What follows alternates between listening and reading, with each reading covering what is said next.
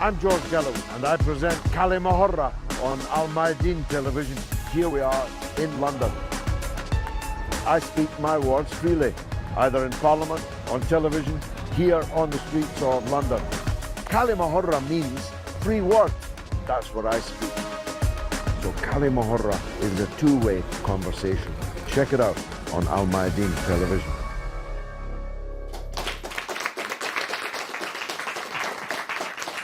Welcome to كلمة with me, George Galloway, on Mayadeen television, coming to you from London, but ready to tour the world, for this is the review of 2018. A totally momentous year. Most years nowadays are interesting. The Chinese saying that we are doomed to live in interesting times is borne out every year, but 2018 has been something special. Special bad and special good. The good, the bad, and the ugly are all on the order paper today. I suppose if this was Time magazine, you'd have to give Man of the Year to Donald Trump, the President of the United States, not because you like him, and not even because you hate him, but because he has towered over the year like a colossus, for good or for ill. We'll discover in the course of this debate this evening, where we have, as usual, some very distinguished experts and some enthusiastic amateurs like me. Donald Trump may still be the president by the time you see this film, or he may not, but then you could have said that last year, and you might even be able to say it next year. The judicial pursuit of Donald Trump and his family and his lawyers and his businesses is gathering pace by all accounts. And it may very well be that he becomes a president who was thrown out of office by the judicial system in his own country. Or he might complete his term and might even win a second. Anything is possible would be the motto, the rubric of this year. Not many people thought it was possible that Trump would win. Not many people thought it was possible that Britain would vote to leave the European Union. Not many people thought it was possible that the alphabet soup of Islamist extremism that laid siege to the very gates of Damascus, for example, would, as we approach the end of this year, now be facing a total and absolute defeat, having now just been forced from their very last urban stronghold in Syria. Not that the Syrian war is over, certainly not that the Syrian story is over, but it's definitely a different war and a different story now. All the predictions of many statesmen, as they call themselves, that the government in Damascus was going to be overthrown and replaced by some bizarre coalition of pro-American and pro-Islamist fundamentalist forces is definitely not going to happen. The Palestinian people haven't had a good 2018 either. Not only have they continued to suffer the injury that they have suffered every year for well over half a century, they have the insult of being almost entirely forgotten. The Palestinians in 2018 were an almost entirely forgotten people, even though they were being murdered at the fence in Gaza in industrial quantities. Only now and again, when a nurse or a journalist or a particularly small child was killed at the gate by snipers from the other side of that fence, did they make any news value at all. Ditto the people in Yemen, who have undergone an almost biblical experience, not right down to plague benighting their land. They are suffering from cholera. They are suffering from starvation. They are suffering from siege, and they are suffering from ceaseless bombardment by the Saudi Air Force, flying and dropping Western armaments sold to them. Not that Saudi Arabia has had a good 2018. As a matter of fact, Saudi Arabia ends 2018 in the lowest public relations hors that it has ever done. The United States Senate has just found the Crown Prince of Saudi Arabia guilty of murder most foul of the Washington Post columnist Jamal Khashoggi, and consequences will follow.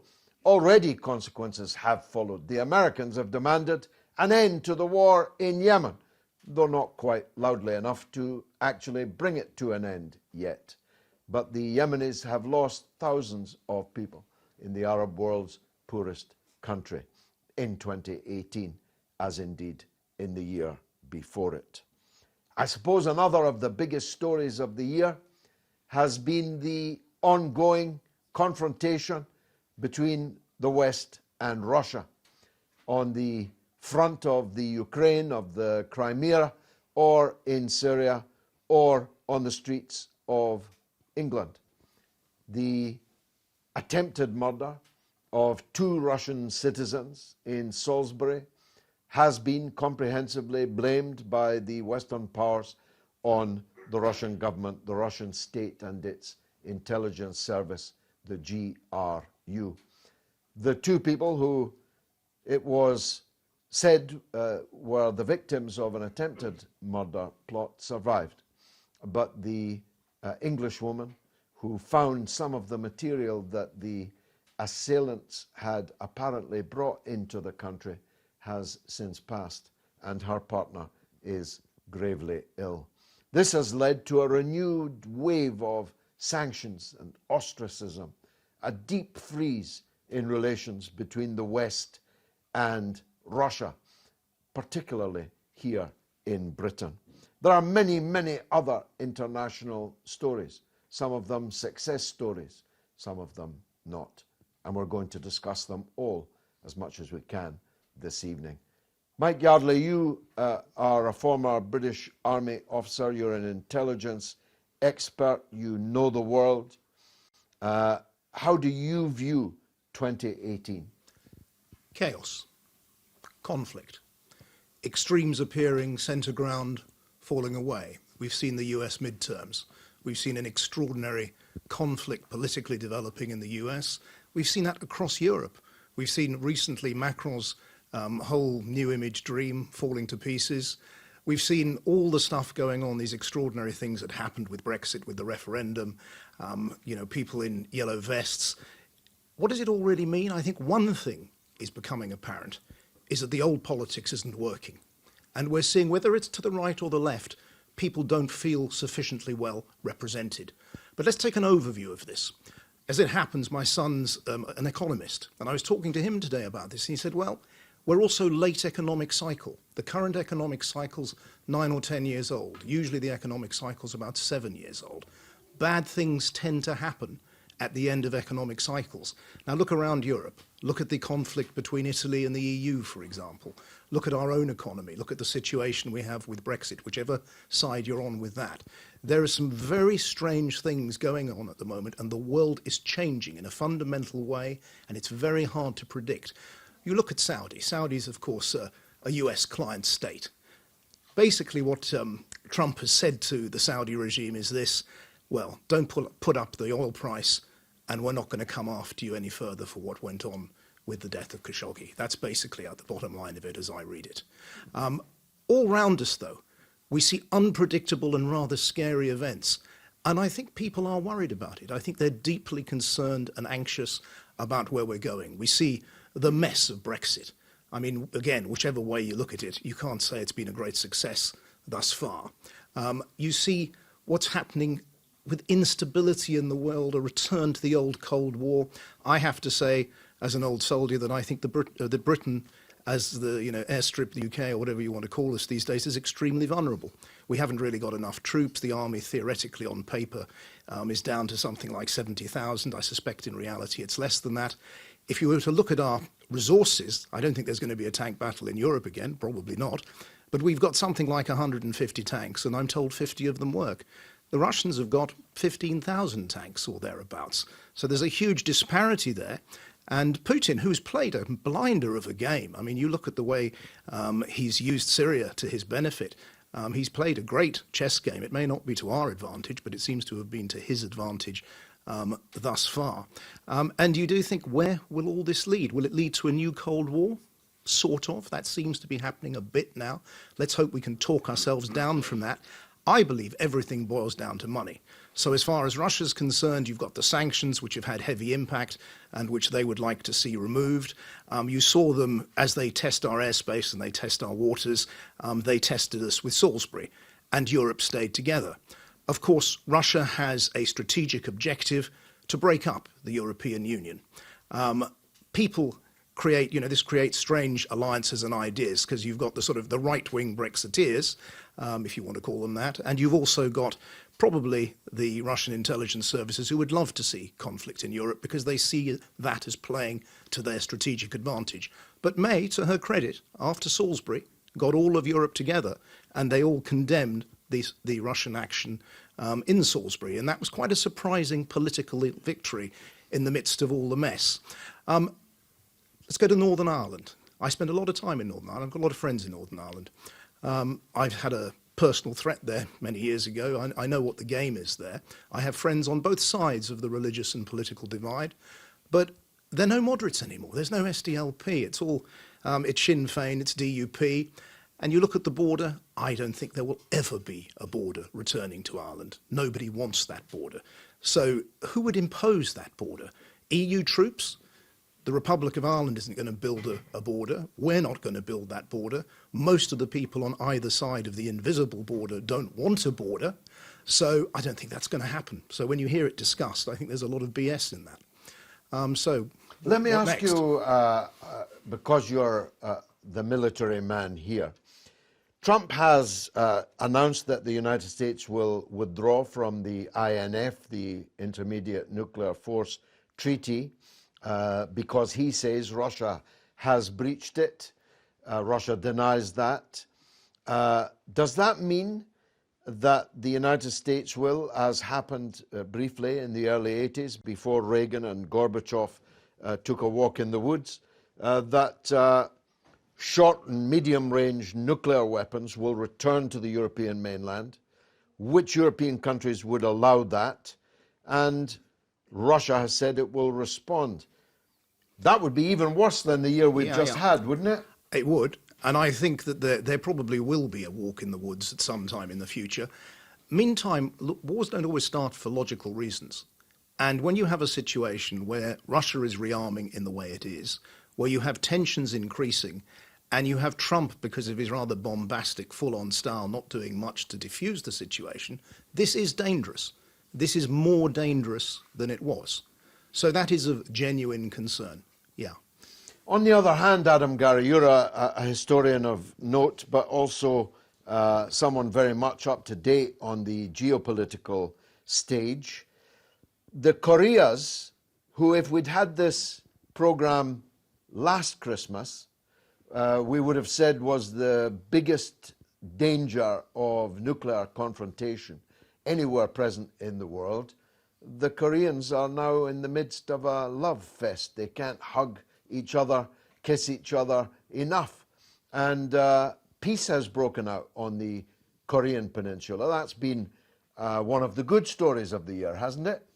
Well, indeed, there's a tendency for people, when a microphone is close to their face, to speak shock and horror. We instantly go from being objective experts to Vincent Prices. But I would call 2018 the Dickensian year. It was the best of times for some, it was the worst of times for others, and it couldn't really get much better than that which we saw unfold in Korea. It was the moment that Koreans had been waiting for, not just since 1953, not just even since the late 1940s, in many ways since 1910, when the Japanese occupied an entire Korean peninsula. And now you have a Korean peninsula that is gradually and on a very humane but pragmatic level tearing down the artificial political barriers imposed on them, and doing so with Korean characteristics. And I think it's quite extraordinary that for an America that was threatening literally nuclear war to destroy North Korea, said Donald Trump at the Palace of Peace that is the UN General Assembly.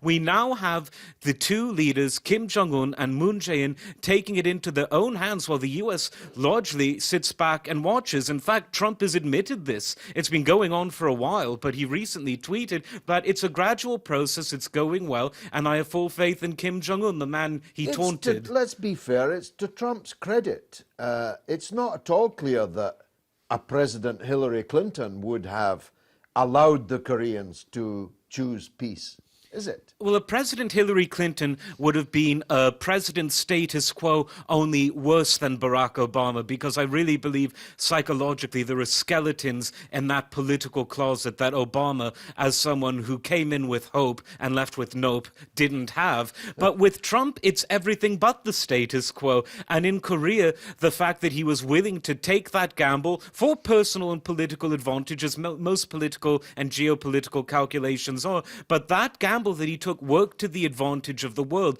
But the heavy lifting at the end of the day is on the shoulders of both Kim and Moon. And frankly, if it were me giving a Time magazine style man of the year, it would be two men, Kim and Moon, because both of them were the right men at the right place at the right time. And the minute Trump took that American nuclear drawbridge and put it into a neutral position, they plowed in. And just as there was no going back in Germany and Europe as a whole in 1989, or in the wider Soviet space in 1991, or indeed in Germany in 1945 for different reasons, this is not going to, it's not going to change. The gates of peace cannot be slammed shut. There will be difficulties and challenges, but this is one of the few, very few things about which I'm virtually entirely optimistic. I don't get to say that a lot. I'm happy to be able to do so.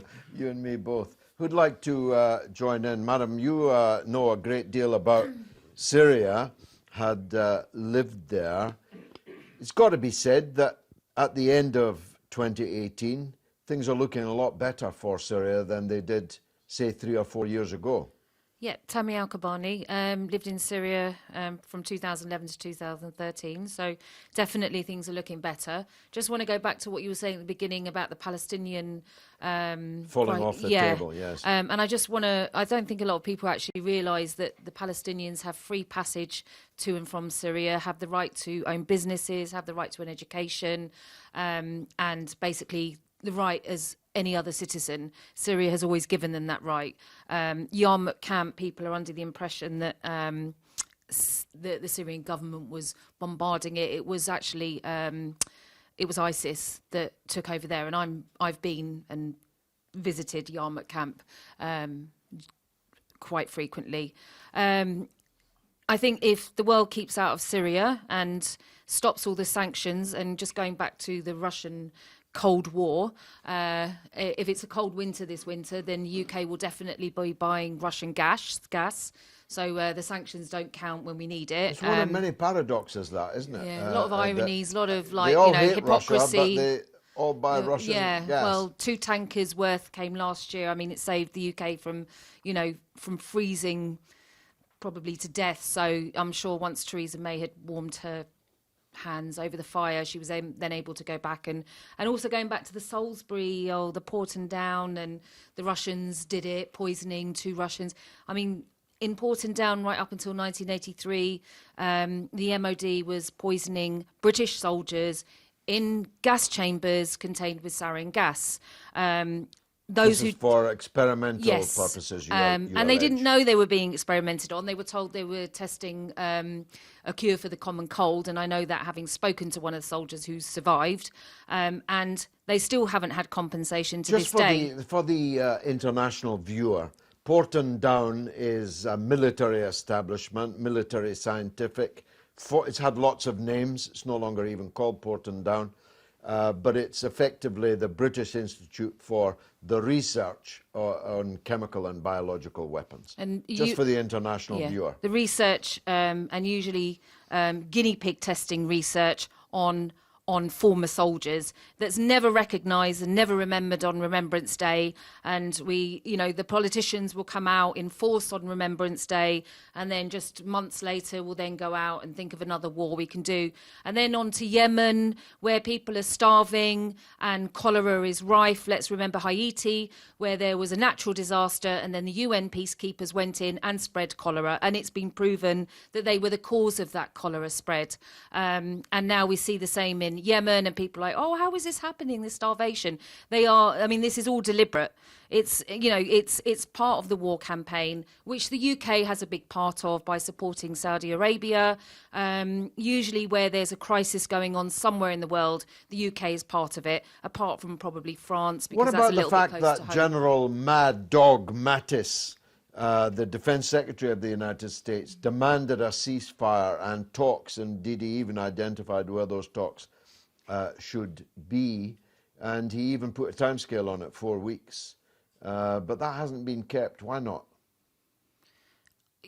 Are we talking about Syria now? No, in Yemen. Yemen, sorry. Mattis said Right. it's got to stop. It's got to stop in 4 weeks.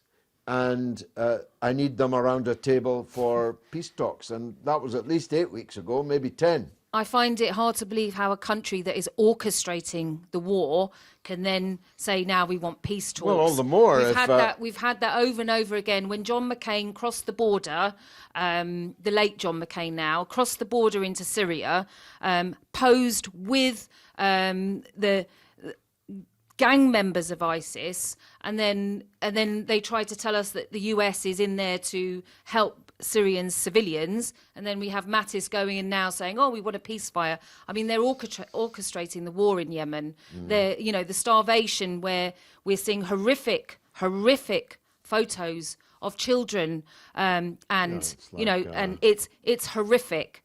And Belsen horrors, we used to call those I think pictures. we also have No, I need to take a break now, and I'll come back to you okay. right after this.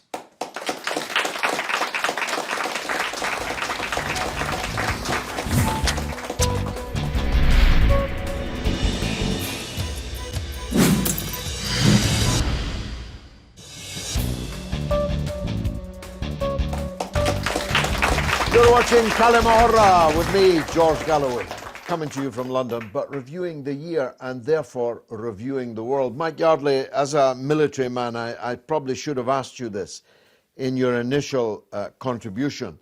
What is the objective of the Yemen war? The Saudis have bought all this gigantic amounts of high-tech weaponry and so on, but they don't seem to be so good on the ground, so they're not actually able to occupy Yemen. So what is the point of it all? Well, not really my conflict, but obviously their objective, their strategic objective, is to avoid Iranian-backed forces taking over in the Yemen to their cost. If you look at their recent policy, it's all about, spreading their Sunni message through the Middle East and indeed abroad. I think one of the reasons we see so many Salafist mosques opening up is for that reason. This is looking forward to when the petrol runs out or nobody wants to buy it, and still being able to spread your political influence. There it is, dominating the ground. Coming back to a couple of things which were said, which was very interesting. I mean, the peace fest that's broken out in Korea, great. But it wasn't so long ago that a North Korean ballistic missile was flying over Japan. I mean, we could go back to that situation so easily. Everything in this, as we see the rise... You think it's unstable, utterly the peace process? Yeah, very unstable peace process, yes. And we look at the rise of the hard men, whether it's in Putin, whether it's in some places in Europe, whether it's in the US, whether it's even Macron. This is has a 1930s feel to it, and it's disturbing. I passed through Hong Kong fairly recently, and when you see the Chinese leader at one of his party conferences, quite a scary deal, very orchestrated, massive sort of Stalin-esque almost event. And it makes you feel a little bit concerned as to where China is going with that. And you see similar almost all over the world now, where you see the rise of the individual dictator. And that doesn't necessarily mean stability. We were talking about Syria. Well, my main experience of Syria was in the 1980s, and I was in Hama when Assad's father decided to take action against the Muslim Brotherhood. I'm very interested in what's going on there. One of the interesting historical things I found out recently, because I've been researching this, was that if you look at what happened at the end of World War II, and this is fascinating stuff, the Americans, American intelligence, the CIA as it became in the late 40s, did all sorts of weird deals with the Nazis, Nazi intelligence, that they knew, those guys knew they were failing and they didn't want to end up at what would become Nuremberg or something like it. And all sorts of dirty deals were done. One of the dirty deals was that the Americans, the CIA as it would become, took over the Nazi Soviet intelligence network. Very interesting.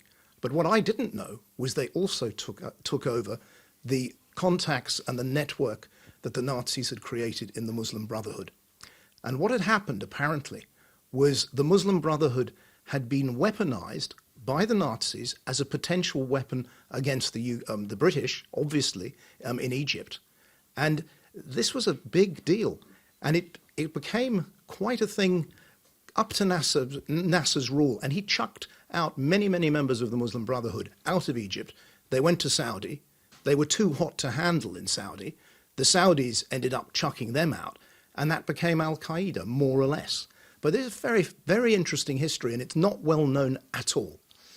Excellent. Who'd like to join the debate? Yes, sir. Gentleman in the middle. I would like just to say something. The gentleman asked me about the Yemen. In my opinion, the Saudi government has always destroyed everything in the Arabia, whether it is resistance, Nasser, Khomeini. We have a president in Yemen, he's called Ibrahim al-Hamdi. They actually conspired and killed him. And this is true. What the Saudi government is doing is just protecting themselves. They're only protecting the family. Whatever they say, Sunnis, we're spreading this, we're doing that, is absolute garbage. Are they doing that successfully? I mean, it seems to me if that is their game, they're not doing it very well, because to me, Saudi Arabia looks more unstable today than it has ever done in my lifetime. I think it's because the social media now has made it very obvious. Before they used to do everything and nobody can say a thing. The Western media was covering everything, but now because of social media, everybody knows what's happening now. And I think the West is actually going blind. They're walking blindly with their old policy. They think they can win this. It's not going to happen, because the whole Arab world now is just so fed up with this. I mean, at the root level, not the people, the politicians, stuff like this. The people are actually now so angry at the West, which is understandable. What's happened now. Interesting. Sir, would you like to come in? I'll only make it very briefly. The other point is, of course, the modern Saudi state was created through an unholy alliance of the Saud family and the Wahhabi priesthood, but backed by US oil company gold. So, this is how the whole thing started, and that's why it goes on. This is the purpose of it. And people, I think you're right, when you travel now, you see that people have lost faith in the West. But even at home, people don't know who are the good guys anymore. And so it's this sort of insecurity, this sort of anxiety, this sort of confusion, which has, I think, been characteristic of the last year. Would like to make a contribution? Adam? I think that the Arab world is at a very dangerous crossroads now, because there's not an ideas vacuum. If anything, there's too many ideas, and people tend to get overly excited when the buffet of ideas is presented to them, but without any economic bearing to secure the table. What's needed is leadership, and I think what's frankly needed is a new Nasser. The problem is, where is such a person going to come from? But what we've got to remember in the context of the Arab world is, if it were a superpower, a United Arab Federation, if that were to be the case, it would be a superpower with a population dwarfed only by China and India, with more oil than Russia, more oil, frankly, than anyone in the world, and they would be a formidable force. And yet one of the things that breaks my heart when I talk to Arabs is the minute this idea is proposed to them, whether by an Arab or whether by a non-Arab such as myself, people talk about differences in dialect dialect and regional history and even differences in the food one eats and how one eats it. This hasn't stopped China from being a united nation. My God, it's not even stopped the two Koreas, similar people but with very different recent political histories, from shaking hands. It hasn't stopped the European Union, imperfect though that is, and it hasn't stopped the Association of Southeast Asian Nations, ASEAN, from forming a free trade area and expanding cooperation ever more. If the Arabs don't realize that without unity, a bad situation could be replaced by something even worse, then I'm afraid that on the other end of this Dickensian spectrum, the Arab world could be in store for what, even compared to today, might be considered the worst of times. Well, I tell you, that's a good cue to go to the Vox Pops. We took the كلمة camera onto the streets of London and asked some of these questions. Let's take a look.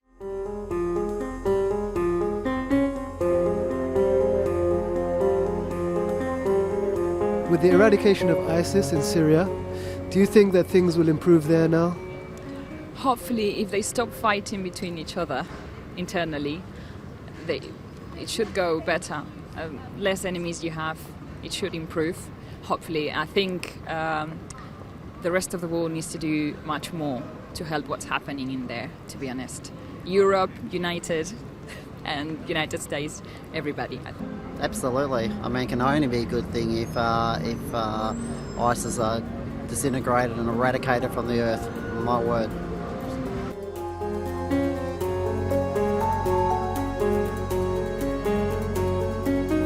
And do you think there is an end to the war in Yemen possibly on the horizon now?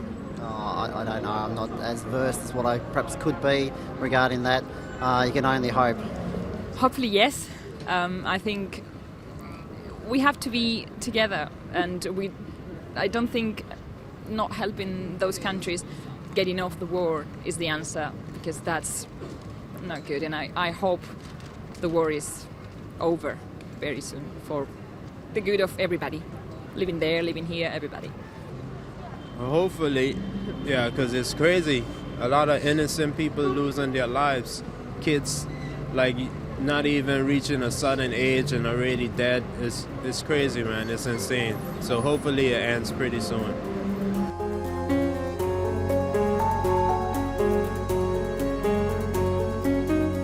Do you think after the murder of Jamal Khashoggi that things might change in Saudi Arabia?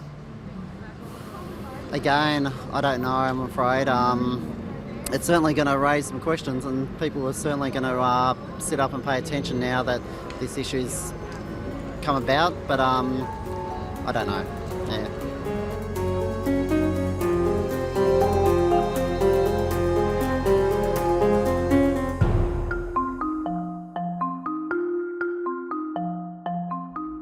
I don't know was the most frequently entered answer to the questions on the street there, and that's not perhaps surprising, because I'm not sure that anybody knows where the world is headed. We didn't even talk about Africa in my opening remarks. It's been a momentous year also. Robert Mugabe, who looked like he was going to stay there for several centuries, has now gone, and a new president there.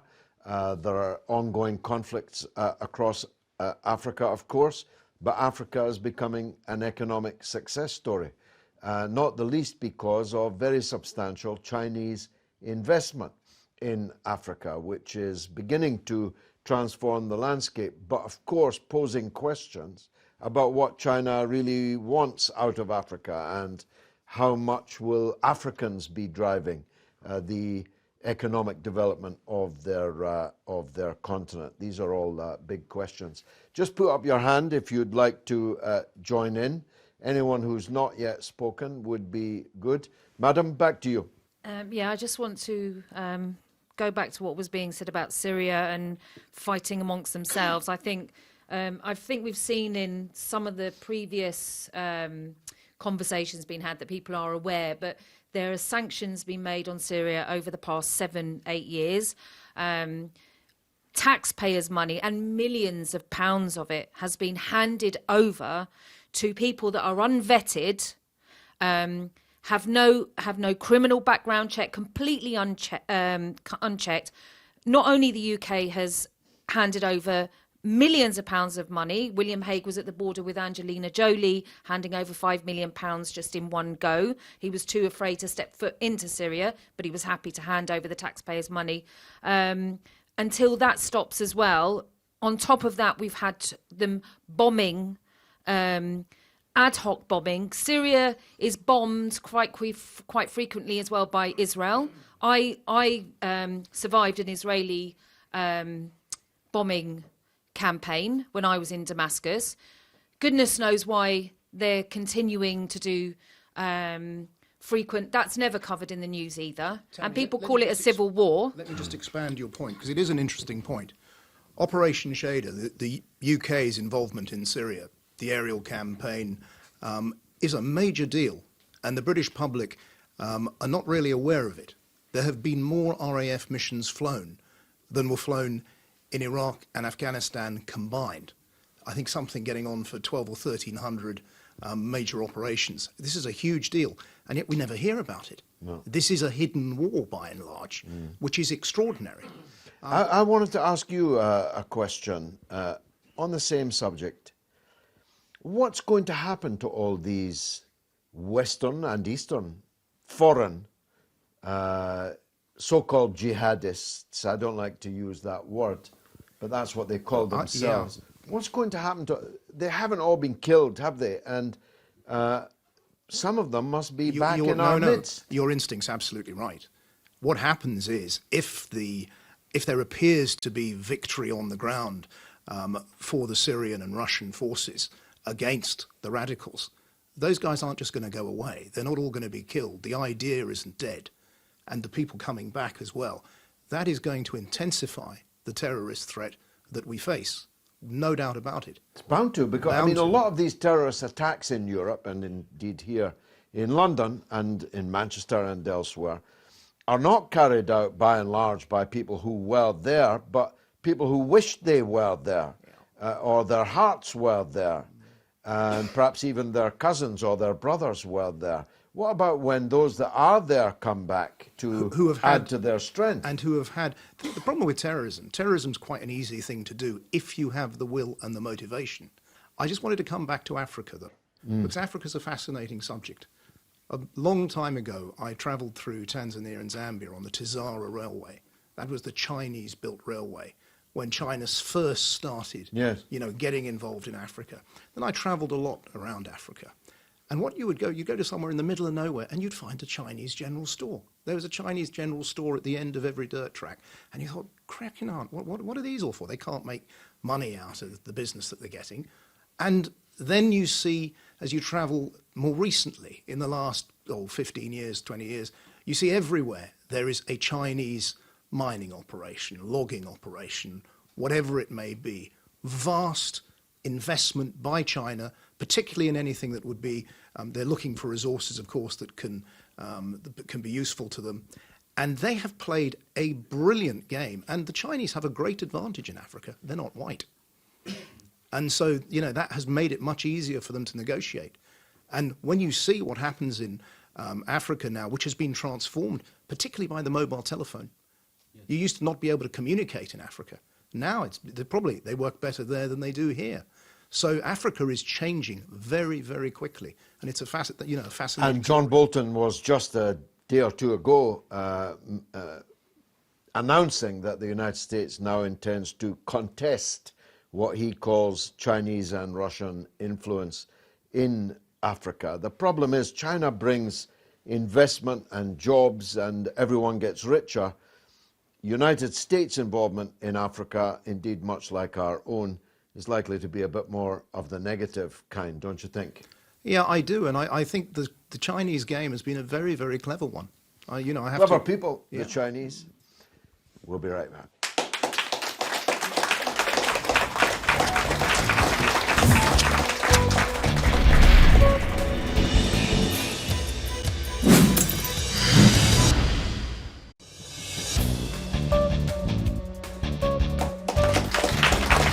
You're watching كلمة with me, George غالاوي, for Mayadeen television. The year closed rather unexpectedly, I must say, with an uprising in France.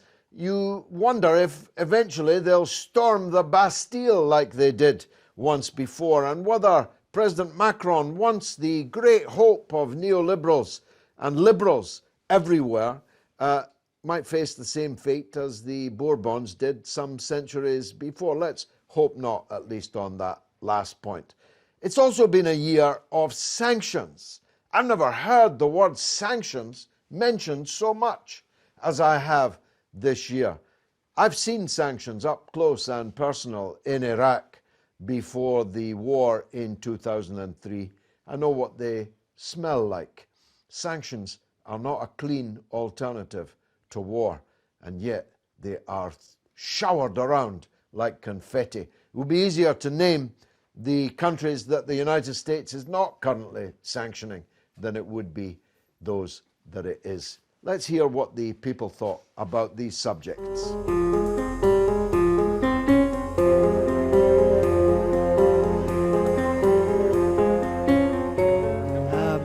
Do you think the civil unrest in France is justified or understandable? I think it's kind of understandable. People is just asking for rights and for what they deserve, and people deserve to be treated as everybody would like to be treated. I don't agree so much with violence in general, even if maybe the reason why someone is fighting could be right. But violence is not the answer, and therefore I can understand why they're doing this, but I don't approve it at all. Civil unrest, yes, but violence, no. I don't know if we always should be resorting to that as the first option. Yeah. Everyone fighting for their rights, so strike is basically trying to get their point and opinions across, so I don't pretty much know, as I'm here in the UK. I think France have always had a long history of like civil unrest, and they are very vocal when they protest. And I think this is probably part of the bigger picture again, when a lot of the gap between the rich and the poor is getting wider and wider, and it's sort of it articulates itself in many ways. Brexit is one, I think Donald Trump is the other one, and very obviously civil unrest in France is probably one of them. So yeah, it's going to be interesting to see where it goes.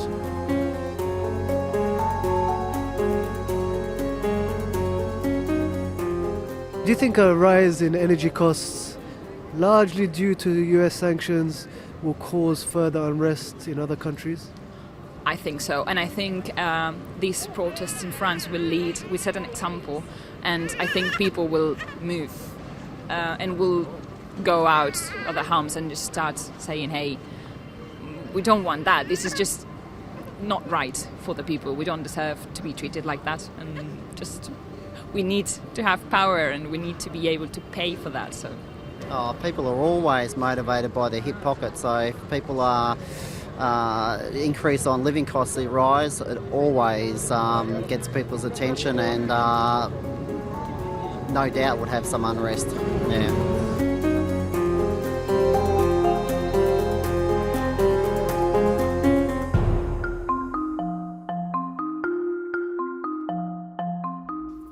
It's rather odd because most of the violence I've been looking at on my TV in France is the violence of the forces of the state. The French police are dishing out most of the violence. Unrest works, Adam Gary, as the French have proved. Macron has just showered euros down the Champs-Élysées. He's just broken all the fiscal rules of the European Union. He's taken France into a 3.5% budget deficit in order to pay for a huge giveaway to the people to try and dampen down the unrest. Maybe if other countries had been as unrestful as France has been over the last 5 weeks, in just 5 weeks, they have moved the Macron government. By the time this goes out, he might even be moved out of the Élysée. What's your reading on that? Well, my reading on that actually has to do more with governance than with the specific grievances, which, as you rightly state, could be juxtaposed onto other countries. When we're talking about democracies, I really think that the outmoded presidential system is something that actually prohibits a more direct connection to the people and a more transparency to the people versus a parliamentary system. Now, while France does have a parliament, it's not a strong parliament because they've got a Nobody powerful knows anyone that's in it. Indeed. The Gaullist system introduced when it became the French Fifth Republic, as we know it, and maybe don't love it today, just ask the Frenchmen themselves, in 1958, it established this presidential system, and there is, in Article 49 of the Constitution, a system whereby a vote of no confidence in the Parliament can be passed, but it doesn't do anything with the President, and in fact, the only time it was ever tried in 1962, when the Prime Minister was the Gaullist Pompidou, his Gaullist faction was re-elected after Parliament was dissolved. So I think this is an issue that we're going to hear a lot about, the difference between what one can achieve in a parliamentary system versus a presidential system.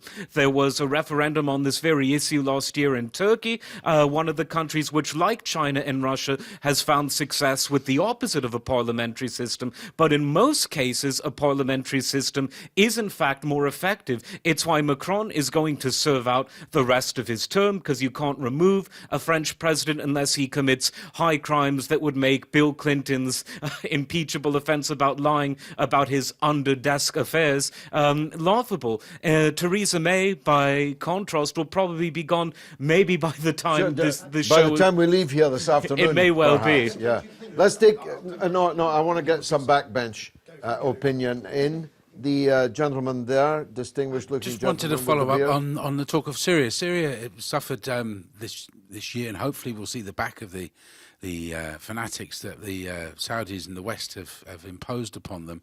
This is rather like if Putin, the all-powerful, all-seeing Putin, had wished to destabilize France, or in this case, say America, he would have armed the He West. is being blamed for France, by the way. Oh, is he? Oh, right. The French had no idea how to make a revolution until Putin told them. Behind every good revolution there's a Russian, I suppose. But it'd be like arming the Westboro Baptist Church in America. That's what's happened to Syria. The Americans, McCain, Hillary Clinton, the whole of the Obama administration gifted Syria the Westboro Baptist Church, gave them guns, gave them material, gave them diplomatic cover, and they had all the people that were behind that in France, from Sarkozy, from Cameron, from Haig, have walked away. But their haunting of Syria today is that they still want Assad out. They still want the people to suffer. They want to ignore the wishes of the people of Syria. They wish to dictate from their positions working for merchant banks. What I would say is that in France now you've got this being replicated in Britain, where the far right is taking over. The Gilets jaunes on the London Bridge we saw the other day was a load of far right lunatics that we're trying to take that spirit away from a right cause in France to make it far right in Britain. Yeah, but as Mike Yardley put it at the beginning of the programme, the political system is in real crisis. One could argue that it's in collapse. I personally would argue that it's in collapse. The centre cannot hold.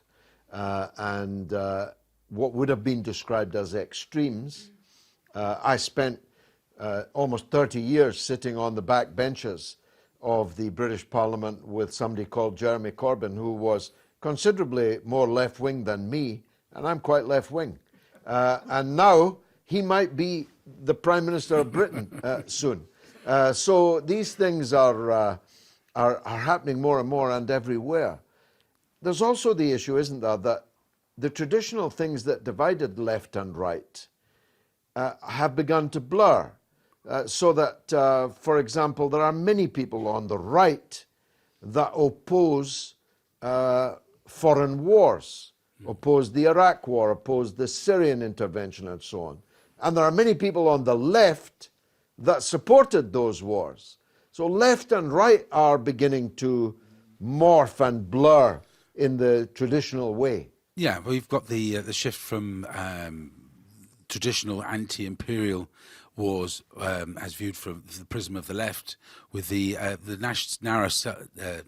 narrow nationalist self-interest of the far right. We've also seen in Britain the rise of Tommy Robinson and being welcomed into the arms of UKIP as it's slowly disappeared. None of that will be understood in Lebanon, I fear. Let's go to the gentleman there. Thank you very much, George. I wonder if Bashar al-Assad will be arming the Gilets jaunes.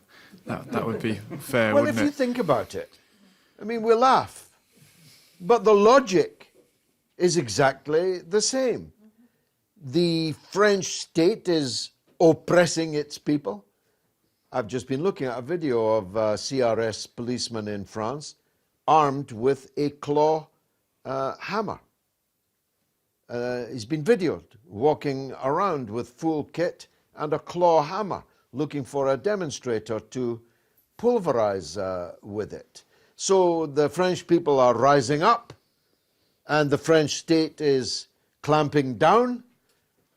When are we starting bombing France? Because that's exactly the logic that drove the Western intervention in Syria, isn't it? Yeah, absolutely. We said earlier on that, or someone said that we need another Nasser. And Arab nationalism began when the Muslims of the Middle East were united under the Khilafah. And Lawrence of Arabia told them, well, you're Arabs and you need to be separate from Ottoman rule.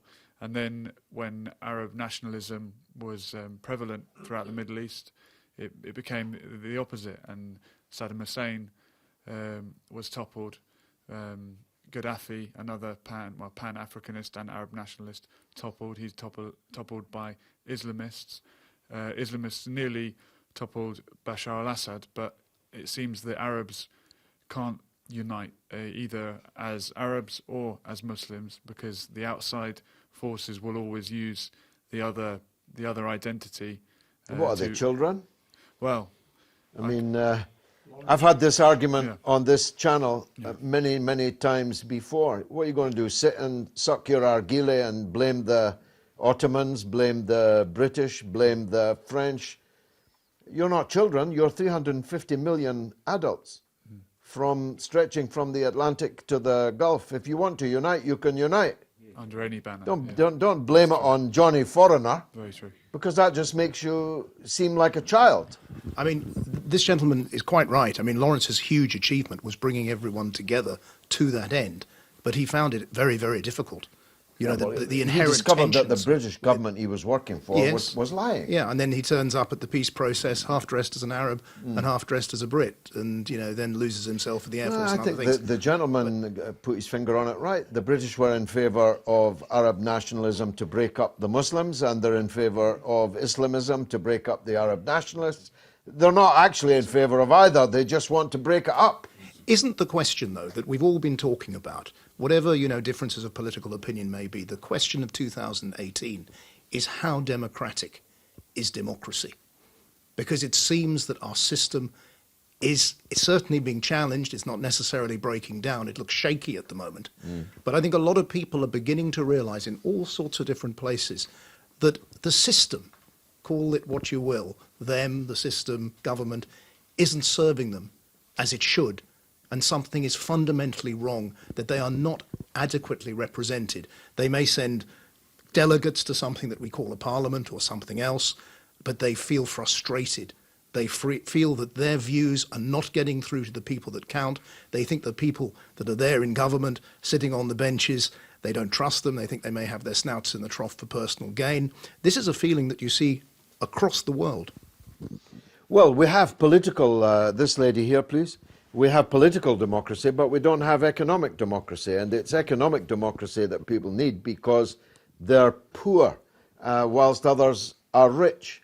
And the richer you are, the richer you're becoming. And the poorer you are, the poorer you're becoming. And your political system doesn't allow you to tackle it. Madam. Yeah, I'm Cheryl. I'm an amateur, an old amateur. I would look at 2018 as even a war against lawfare. And that term could be put when you're talking about Julian Assange. Here we have a hero like Julian Assange languishing in the Bolivian Republic, having been given a Bolivian Ecuador passport by our Bolivia are good. Our Ecuador, another hero, Rafa Correa, who kindly gave him a passport, hoping that this hero who have given us so much information about the wickedness of the USA, Mossad, CIA, and all that lot. Here he is in the middle of London, languishing there without sunlight, with a bad hip, and made him throw away his cat, really punishing him. There is Viral Wyszynski languishing away in Ukraine. Where's it going to stop? Hockey boss thrown in jail by Moreno, who's doing the bidding of USA. We've got... You didn't say his first name. Moreno. Lenin Moreno, sorry. That's the biggest shocker of them all. A man called Lenin Moreno is doing the United States' bidding. We've got to take a break. We'll be right back.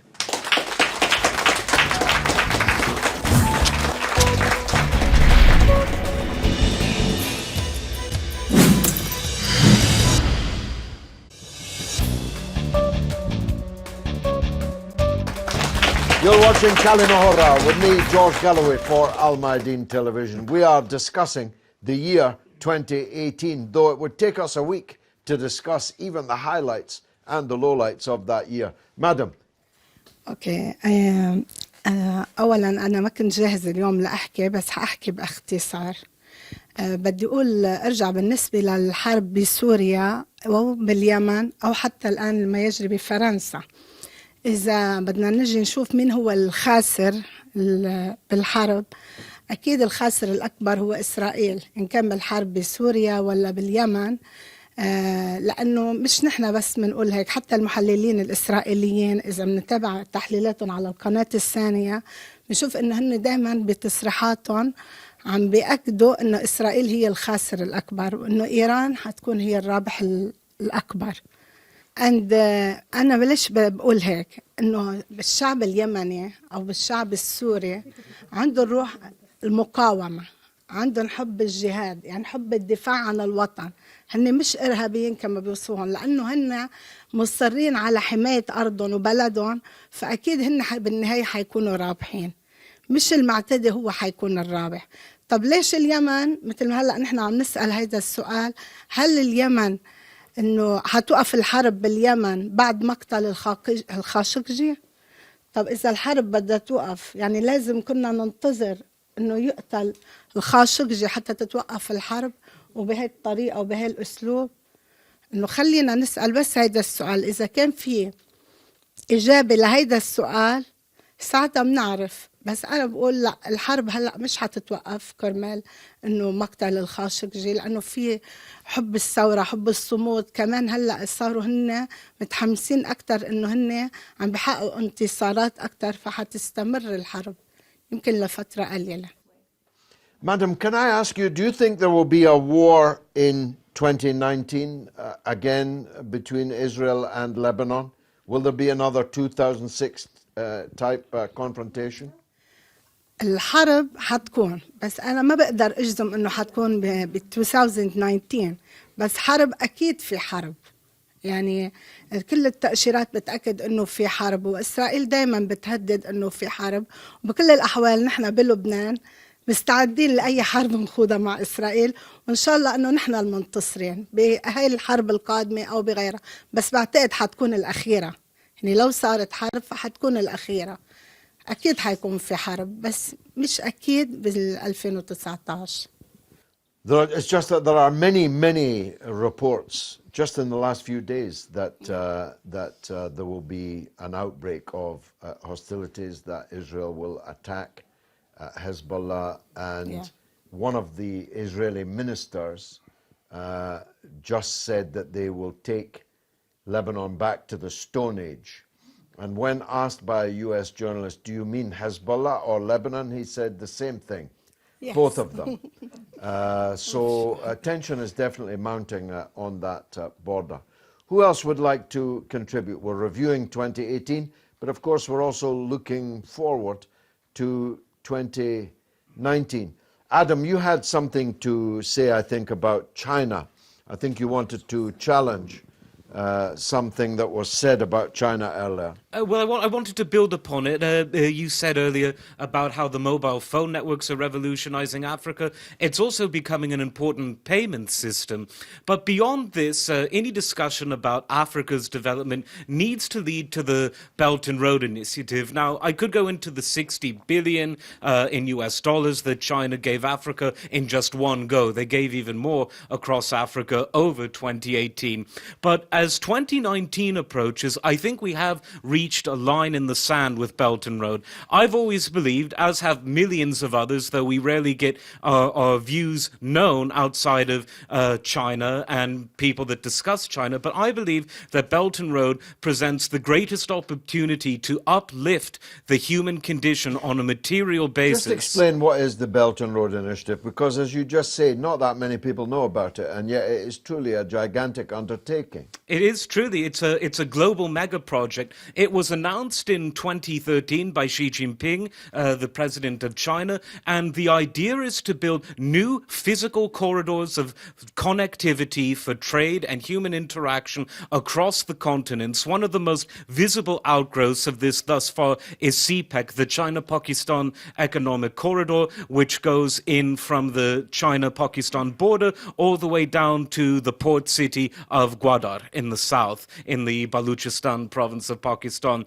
But this is just one very visible of many trading belts and trading roads and maritime belts that China wants to build. But there's more than just the physical and logistical component. There's also the component of opening up politically to new markets so that countries that had been physically isolated from world trade previously can have their goods go on to Chinese shelves, which means lots of money coming into the coffers of developing nations. It also gives China the opportunity to invest in symbiotic infrastructural projects in partner nations, which makes it very different from the briefcase full of cash with lots of strings attached that American partners of various developing nations build. And also for developed nations, Belt and Road offers an opportunity for such nations like those in the EU to avoid the plague of stagnation, which is really what's causing some of the unrest we were discussing earlier,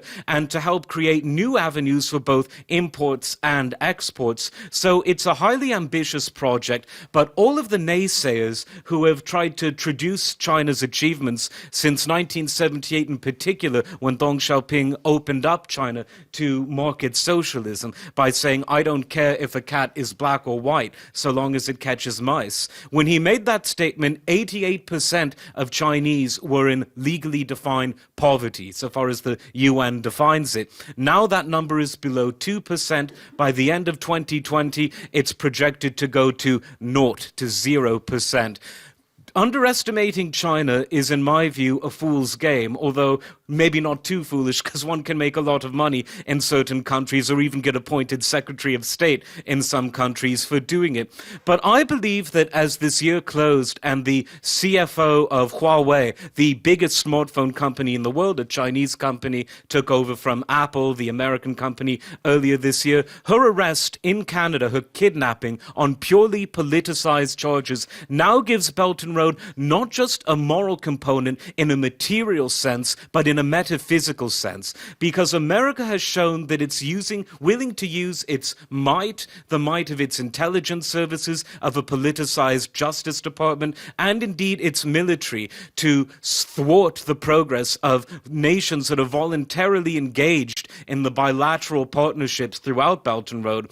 Nations that are looking at what the United States, via its Canadian proxy, did to this innocent woman, this mother, this daughter. They'll look at all the propaganda, the black propaganda being spewed about China, and they will say China does not do this to its partners. The US does this to an adversary that it should be partnering with now in trade discussions, and has done so via a proxy. It set a precedent that risks taking us back to a pre-First World War mentality, when rival blocs of protectionist nations went to war with each other to destroy the other bloc's market share. It risks pushing the world to that, where the Chinese open model is pushing the world towards the opposite. Why did China, or what will, I better put it that way, what will, I want to just press this Huawei point.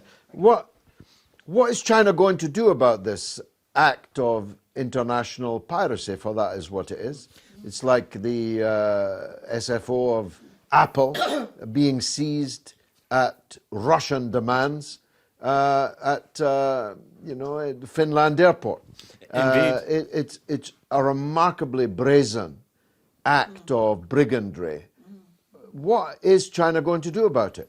Well, it's pure banditry, but China, in terms of its gradualist mentality, knows full well that Sun Tzu said the following: appear strong when you are weak, and appear weak when you are strong. No one could possibly seek to appear stronger than a man who names his every building he steps in after himself and gilds everything from the chain on the loo to the chain on his wives, metaphorically speaking, of course. But not the gilding, but the chaining. But China is actually, it's taken a very moderate approach to this. They have voiced their firm disgust about this. They have warned of grave consequences if this goes on. And indeed, it's probably related, though the full story isn't fully known. Two Canadian businessmen, and one of them was a former diplomat, was arrested in China. So China can very much leverage Canada in this, and Trudeau and Ottawa wouldn't really have much of a leg to stand on. But thus far, China hasn't reacted in the hysterical way that, for example, certain Western governments make when mysterious things happen. In other words, this language of highly likely and j'accuse towards anyone whose name happens to be Vladimir, or even looks like he might be called Vladimir. We're not hearing this because China is operating from a position of strength, but it knows how to hide it. And I believe that a proper result will come of this, but the precedent the US has set will automatically draw people to China in terms of sympathy, and more important, draw them to Belt and Road in terms of their business and geopolitical partnerships. Mike, that kind of points in the direction of the last point I wanted to end on, really. Whilst most of the huffing and puffing is about Russia, China is the big enchilada, isn't it? It is the biggest threat to United States hegemony in the world. China is huge, and I don't agree with all of Adam's analysis, but in one thing he's absolutely right. Brand China looks a lot stronger and brighter than brand America. And that is worrying, and that, like the Russians, China is rearming. China is a huge power. It's also trying to sell us a lot of stuff, so it never forgets that. And probably the answer to the question that Adam was putting is that's the reason. I mean, the reason business continues as per normal, more or less, is because the Chinese are dependent on the US markets, the European markets, and many others. There is another very important point I wanted to make here, though, because we look at everything that's happened in the last 12 months. Many people are a bit anxious and a bit confused about it. But I think there is a fundamental shift going on. I think people are becoming much more aware of the fact that there are people out there trying to manipulate them. I think this is a change. I think for years people have switched on the BBC or ABC or whatever it may be, CNN, and they've more or less taken everything at face value. People have stopped taking things at face value. They realise that they're very powerful people, be they globalists, be they corporations, be they governments, whatever, who are trying to influence them. They are changing. They're changing in the way they look at power. And I think that is going to lead to massive political change in the next few years. What might happen, we might see some sort of economic collapse happening in the next few years because we're approaching the end of the financial cycle. And that probably will be when we would see some sort of fundamental political reorganisation.